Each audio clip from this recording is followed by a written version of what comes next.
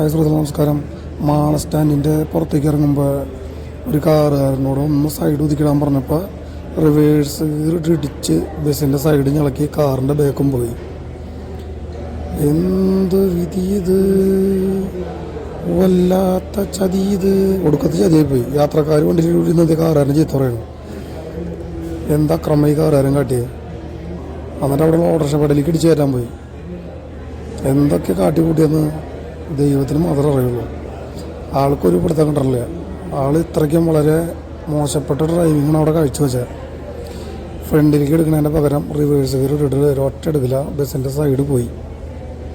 അങ്ങനെ രണ്ട് കൂട്ടരും സംതൃപ്തരായി. എൻ്റെ ചാലും പോയി, ആളുടെ മനസ്സും നിറഞ്ഞു എന്നുള്ള അവസ്ഥയായി. എന്തായാലും ബാക്കി ഇനി കേസിൻ്റെ വഴിയിൽ കാണാം.